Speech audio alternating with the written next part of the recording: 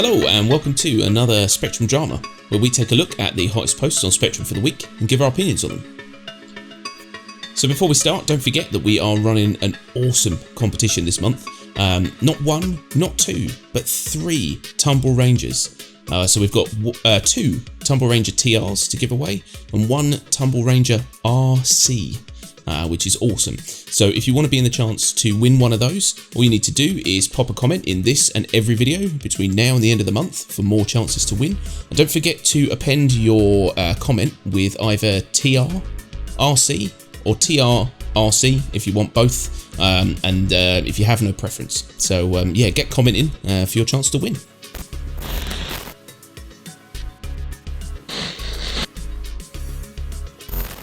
So first up, we've got a post from Stellic, I think, and it says the customization storefront and potential negative evolution of it.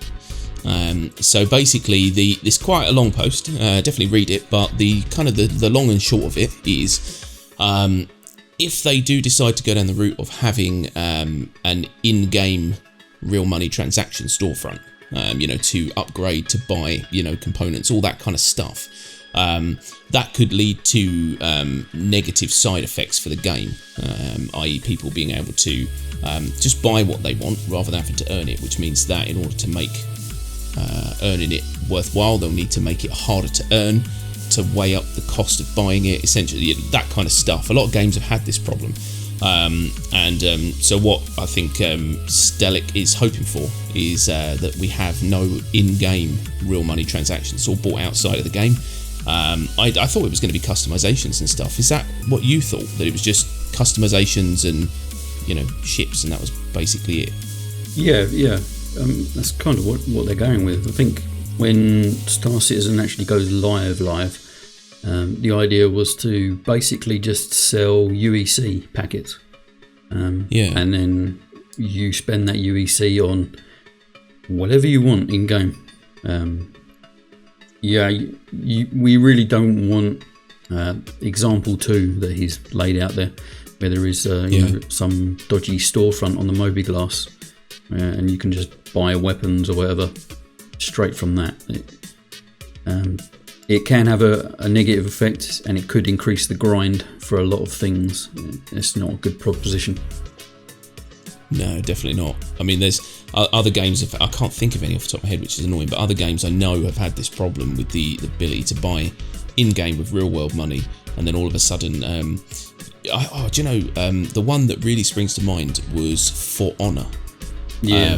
They did a test of that, and it was hilarious. So basically, in order to become top tier, as in like fully kitted out with all of the stuff, they worked out that it would either cost you thousands and thousands of dollars, or you had to spend something like 2.5 years in game, real time, 2.5 years in order to get there.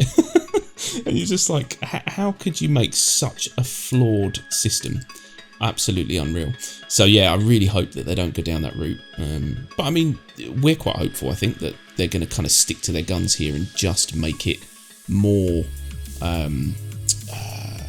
cosmetic and stuff like that, rather than being able to just buy everything you want, right? Yeah, it should be. Obviously, there's the weapon kits, which they've now put on the Origin 300 series. Essentially you can buy a package, and it's got a bunch of different guns in there that's slightly better than the standard loadout. Having a quick look at these weapon packages, they're not that great. So be very, very careful about what you're actually getting in this pack. But it's now a thing where you can buy better weapons for your ship from their store. It's a dodgy line, and it's going to be interesting to see how this progresses. Yeah, I'm cool with it, so long as they keep it on the right side of the line, because the minute we get pushed over that line and it becomes too easy to obtain the things you need because you've got cash monies, it is going to have a detrimental effect to the rest of us. And CIG, do not disappoint us with this, because this could break a lot of your heavy long time backers, I think. So super careful. The biggest problem I've got with specifically the weapon packs, I don't care about the paint jobs and all of that. They can monetize that all they want. Go for it. Knock yourself out. They've already said that you'll be able to get this stuff in-game with in-game cash anyway. So you can take your ship down to an aftermarket dealer and get some funky paint job on the outside. That's cool. My biggest problem with the weapon packs is that if they make the weapon packs too good, you're essentially cutting down on reasons to upgrade your ship. If someone wants to, they can like fully kit out their ship. It will cost you double the price of the base ship. So why would you want to do that anyway? But then you're also cutting out things to do in game. Yeah. Getting rid of that grind, which, let's face it, that's what, some people complain about, but most people want. They want this game to last them forever. They want to always have something to work towards. And if, like you said, if you can just pretty much buy these packs to have everything you need, upgrade all your weapons, and you're basically just kitted out, ready to go, I don't think there's going to be much else to do. Nothing to aim for. It's definitely going to cut down on a bit of game time that you could actually enjoy trying to collect these items in game. I don't know. For me personally, I won't be buying any weapon packs for any of my ships. I will endeavour to grind those items out in game as a goal for myself. Oh yeah, we've always been kind of earn it with our own blood, sweat and tears types of guys, so I'm happy with that.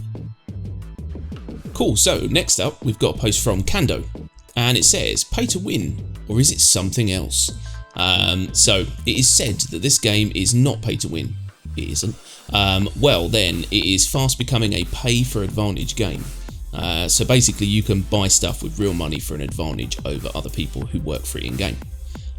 What do you think that's truer now than it was when we talked about this before, with all this new stuff that we've just talked about for customization? Yeah, see, the customization is putting out a bit of a curveball on the whole pay to win, pay to advantage situation. Yes, it is still just pay for an advantage because you are getting the items sooner than someone will grinding it out in the universe.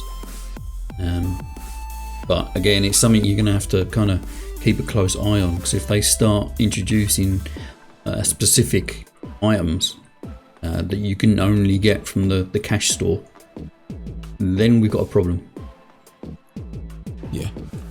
Yeah, then we've got a big problem, because that is my biggest peeve, is when you see some guy running around and he's got this epic gun that is just like sick, and you think, well, that's awesome, I can't wait to get to that level, and you realise that, only he can own that because he has money. He's Mr. Moneybags.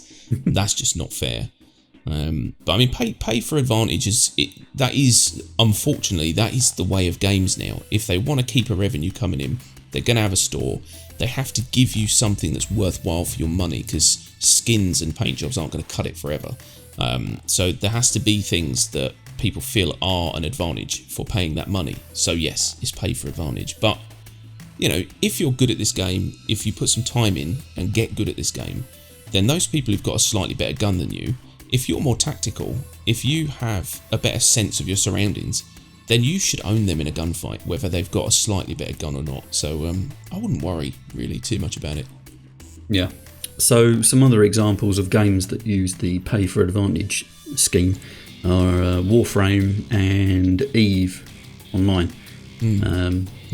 Warframe, essentially you can buy a Warframe as soon as it gets released, while most other people will just grind it out to obtain it.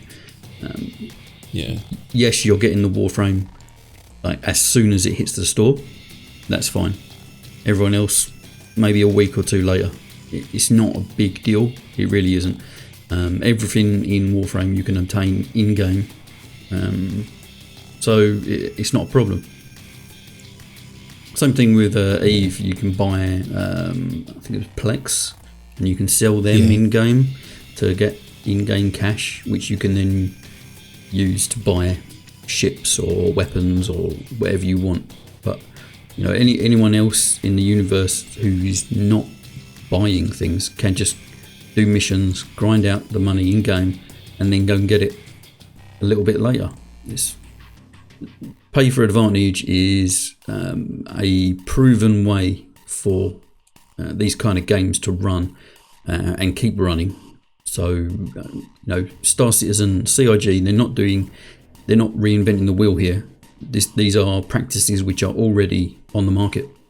Not only that, they're practices that work. I mean, Eve is a phenomenally clever game with the Plex and the way they do that, in that you can, you know, you buy a Plex for real money, you sell it on the market to someone who has loads of in-game money but doesn't have any real-world money and wants another month of play. And so they buy a Plex and then they use it to play more. And it's just, it's ingenious in a way, the way they've done that.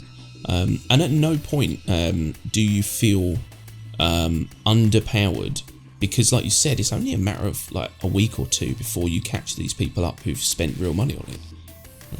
And Warframe, that's a brilliant example, because you know, you had, even though you'd grinded yours, you haven't bought yours, but obviously I came to the game a lot later, and I'm in like a cheapy old, you know, run of the mill type thing. But in those sorts of games, like this one, the difference between one gun and another isn't night and day.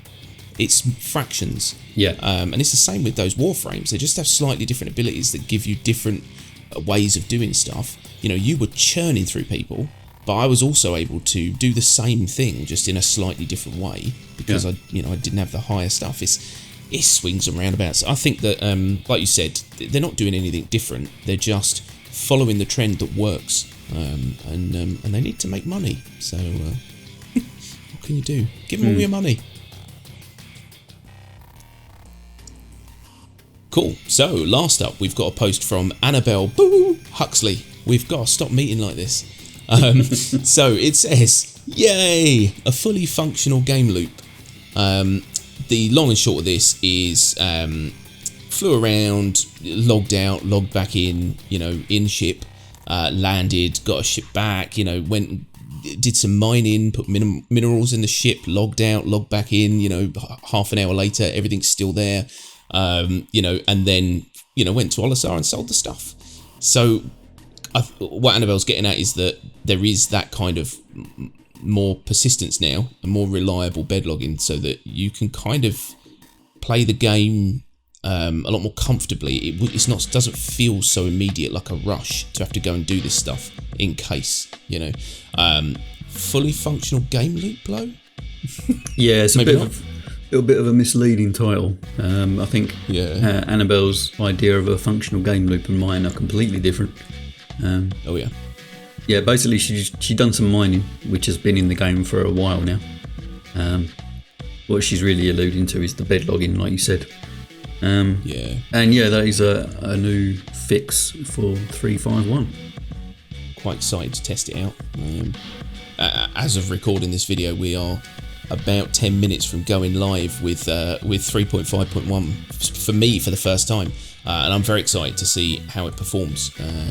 That's a big thing for me, I think, because I like the idea of not constantly having to make your way back to somewhere else to dock and to land your ship and get out, just so that you know that you're not going to end up somewhere random, you know. Although it would be interesting to see, like, for example, you know, sometimes I can't play this game for 4 days, 5 days, so it'd be interesting to log out in my bed somewhere in the middle of nowhere and then come back 5 days later and see if I am still there. But I think fully functional game loop, maybe not, but definitely like steps closer to that. It's going to make a big difference to a lot of people's lives, being able to be a lot more calmer when they have to do these trips. You know, if you suddenly go, oh, I need to make a cup of tea, you can log out for half an hour and log back in and know that you're not in trouble. Yeah, that's cool. Okay, so that's it for this week's posts. We hope you liked them. We hope you found them informative. If you did like them, don't forget to like the vid and subscribe for more Star Citizen content. And don't forget to comment on this and every other video in the month of June for your chance to win one of those awesome Tumbrel bikes. They are amazing, so I'm saying they're amazing. I've never driven one, but I want one so bad. So you lucky people get to win one. So yeah, don't forget to comment, and we will see you next week. Bye-bye. Bye-bye.